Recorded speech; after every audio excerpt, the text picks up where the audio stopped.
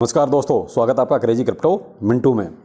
आजकल क्या बताएं, सब नेगेटिव नेगेटिव ही चल रहा है। क्योंकि अभी बीच में मार्केट आपका साइड वे रहा, तब कोई नेगेटिव न्यूज़ नहीं निकली थी, लेकिन अचानक से ये आपका वो कहते हैं कि एक ट्रेंड आ जाता है। तो वही कुछ ट्रेंड आजकल नेगेटिव न्यूज़ का चल रहा है। सुबह आपने देखा दोपहर में जो हॉटबिट का था कि साहब हॉटबिट पे उन्होंने अपनी सर्विस बंद कर दी है और फंड आपका एक तरह से पूरी तरीके से फंस चुका है। मैं तो यही कहूँगा, देखिए डायरेक्ट सीधा सीधा बोला जाए तो ज़्यादा बेहतर है, बजाय घुमा फिरा के ये हो जाएगा वो हो जाएगा। नहीं साहब, आपका फंड पूरी तरीके से फंस चुका है। इस पर मैं आपको देखिए अभी डिटेल में बताता हूँ कि कैसे फंसा है, क्योंकि मैंने भी ये चीज़ें करके देखी हैं, तो इसलिए मैं आपको ये चीज़ बोल सकता हूँ। और दूसरा, आप अभी स्क्रीन पर देख रहे हैं, Huobi Global order to cease operations by Malaysian regulators. यानी होबी ग्लोबल ने भी अपनी एक तरह से सेवाएं बंद कर दी हैं मलेशिया में, क्योंकि मलेशियन गवर्नमेंट जो चाहती है वो ये कहीं ना कहीं वो फॉर्मेलिटीज़ पूरी नहीं कर पा रहे। यानी अंडर रजिस्ट्रेशन सिक्योरिटीज़, ये सिक्योरिटीज़ का जो भूत आने वाला है, देखिए सीधी सी बात है, ये एक नया भूत है जो आने वाला है। और ये सिक्योरिटी का पंगा जो डाला था वो अमेरिका से शुरू हुआ, क्योंकि आपने देखा XRP में भी यही चल रहा है। और भी सिक्योरिटी को लेके वो आए दिन किसी न किसी को SEC बैन करता रहता है या उस पर कोई ना कोई पाबंदी लगाता रहता है।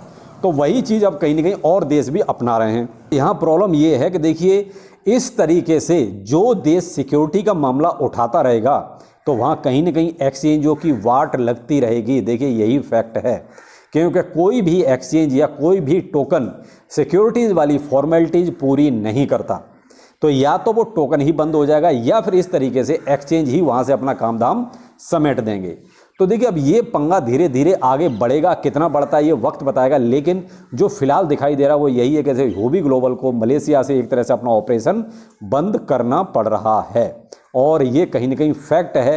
Huobi Global limited has also been directed to cease circulating, publishing or sending any advertisement whatever in email on or social media platform on Malaysian investors।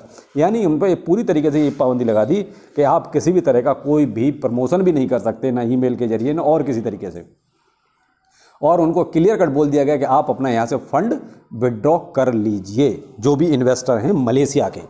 और एक तरह से होबी ग्लोबल ने भी बोल दिया कि भाई आप जिसका भी जो भी फंड है आप अपना विड्रॉ कर सकते हैं या ट्रांसफ़र कर सकते हैं। तो कहीं ना कहीं ये प्रॉब्लम्स देखिए आगे बढ़ रही हैं।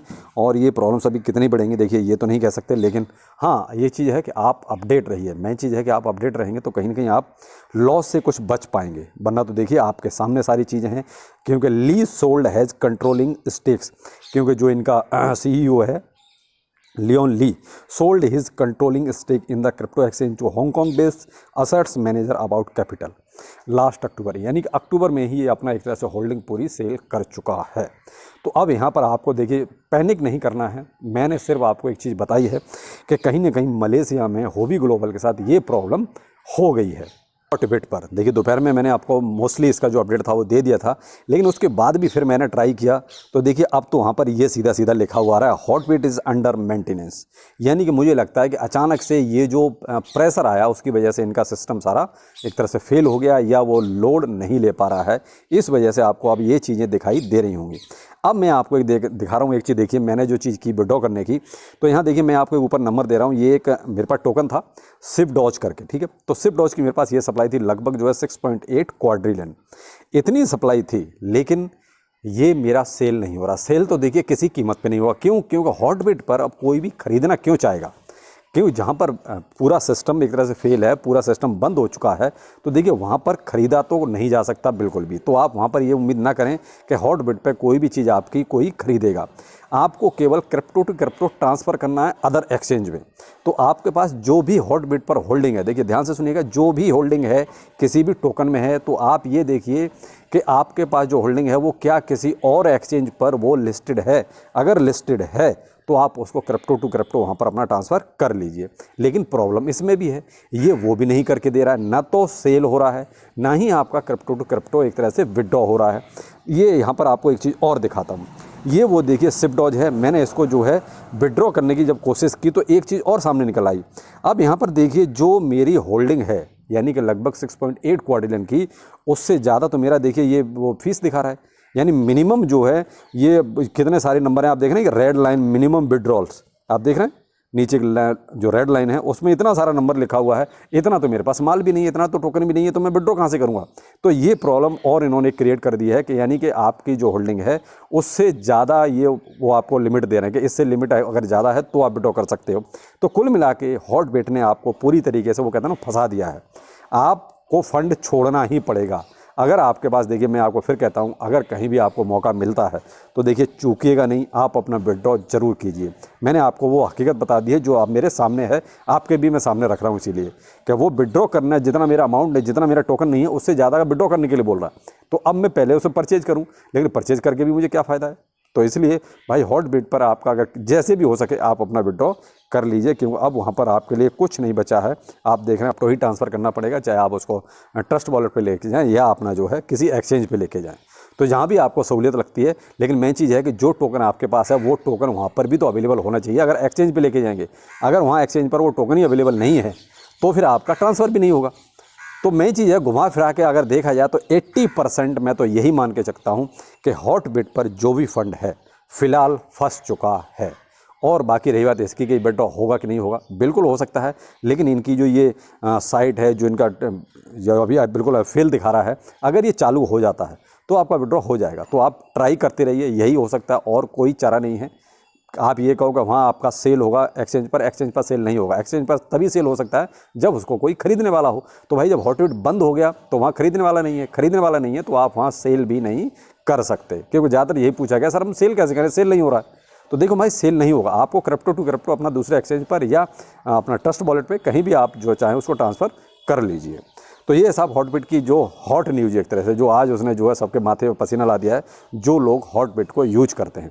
तो देखिए, मैं तो इस पर जो ट्रेडिंग या जो भी अपना टोकन रखता था, वो मेरे वही टोकन थे जो बहुत ही अर्ली स्टेज में आते थे, जिनको कहते हैं कि जुआ खेलने के बराबर, के साहब ले लिया और छोड़ दिया, पड़े हुए हैं, चला जाएगा तो कोई बात नहीं। तो मेरे उसी टाइप के यहाँ पर टोकन थे। मेरा यहाँ पर कोई भी सीरियस अमाउंट नहीं है किसी भी तरह का जो कि मुझे उससे ज़्यादा प्रॉब्लम हो, लेकिन हाँ ये है कि थोड़ा सा अमाउंट जो उम्मीद थी वो भी अब एक तरह से यहाँ से चला ही जाएगा। तो मेरे छोटे छोटे जो अर्ली स्टेज में आते हैं, मैंने एक एग्जांपल आपको दिया भी है, सिप डॉज जैसे, तो इसी टाइप के और टोकन थे। तो बड़ा यहाँ कोई भी टोकन मेरा इस पर हॉटबिट पे नहीं है, लेकिन जिसकी भी भाई बड़ी होल्डिंग है या बड़े बड़े टोकन्स हैं तो वो ज़रूर इसके बारे में सोचें, और आप ट्राई करते रहिए, जैसे ही आपको मौका मिले आप अपना ट्रांसफ़र कर लीजिए। आपका मेटा मास्क, देखिए अभी 2-3 दिन पीछे काफ़ी अच्छा खासा मेटा मास्क का ही बवाल रहा कि साहब वो टैक्स को लेकर कि अगर आप टैक्स नहीं देते हैं और अगर अथॉरिटीज़ हमसे टैक्स की डिटेल मांगी तो हम आपको उनको सरकार को प्रोवाइड करा देंगे। तो यहाँ ये सवाल पैदा हो गया, क्या क्रिप्टो फिर डिसेंट्रलाइज रहा? जब सरकार के पास ही आपका एक्सेस जा रहा है, सरकार को आपकी सारी जानकारी है, तो फिर किस चीज़ का डिसेंट्रल रहेगा कि साहब हमारी ट्रांजैक्शंस को या हमारी चीज़ों को ट्रैक नहीं कर सकते? बिल्कुल साहब, ये सब कहने सुनने की बातें हो गई अब। बिल्कुल साहब, आपकी सारी चीज़ें ट्रैक हो सकती हैं। आप ये गलतफहमी अपने मन से निकाल दीजिए कि आप किसी डिसेंट्रलाइज इकोसिस्टम में काम कर रहे हैं। आप मेटा मास्क से ही देख लीजिए, अगर सरकार इनसे कोई भी चीज़ मांगेगी तो ये प्रोवाइड करा देंगे। तो ये कैसे प्रोवाइड करा देंगे? इसका मतलब आपकी डिटेल ऑलरेडी मेटा मास्क के पास फुल प्रूफ पूरी तरीके से है। बेशक कीज़ आपके पास हैं, बेशक पासवर्ड आपके पास है, लेकिन फिर भी ये आपकी चीज़ों को शेयर कर सकते हैं। तो यहाँ पर यही सवाल पैदा हो गया, तो क्या क्रिप्टो करेंसी फिर डिसेंट्रलाइज है? जो हम दम भरते हैं कि साहब क्रिप्टो करेंसी डिसेंट्रलाइज है, सरकार इसको ट्रैक नहीं कर सकती, तो कहीं ना कहीं इससे ये लगता है कि सरकार सब कुछ कर सकती है और क्रिप्टो पूरी तरीके से डिसेंट्रलाइज नहीं है। दूसरा, आपने अभी देखा कि हार्डवेयर वॉलेट के बारे में भी था कि वो आपको सीड फ्रेज जो है बैकअप दे सकते हैं। अगर मान लीजिए आपकी खो जाती हैं या गुम हो जाती हैं और आपको याद नहीं है तो वो आपको वापस कर सकते हैं। तो वो कैसे हो सकता है भाई? सीड फ्रेज एक बार क्रिएट होती हैं और वो आपके पास ही है। एक्सचेंज का या हार्डवेयर वॉलेट का कोई मतलब नहीं होता है कि वो आपकी सीड फ्रेज को जान पाए या पहचान पाए। फिर वो कैसे ये बात कह रहे हैं कि हम आपकी सीड फ्रेजेस को, आपके पासवर्ड को अगर आप भूल गए हैं तो प्रोवाइड करा सकते हैं? इसका मतलब कहीं ना कहीं हार्डवेयर वॉलेट भी उतने सेफ एंड सुरक्षित नहीं है जितना अभी तक हम लोग सोच और समझ रहे थे। तो कहीं ना कहीं देखिए, ये चीज़ें भी अब क्रिप्टो के लिए थोड़ा सा मुश्किल हो गई है, और कई बार ये लगता है कि क्या क्रिप्टो इस तरीके से ख़त्म हो जाएगा? तो देखिए, यहाँ पर क्रिप्टो तो ख़त्म नहीं हो सकता, क्योंकि मेन चीज़ है कि जो छोटे छोटे टोकन्स या जो अर्ली स्टेज में टोकन्स आते हैं, हाँ उनके लिए समस्याएं पैदा जरूर होंगे। आपके देखिए BTC कहीं नहीं जाने वाला, ना इथेरियम कहीं जाने वाला है, जो टॉप के जो टोकन्स हैं वो कहीं नहीं जाएंगे।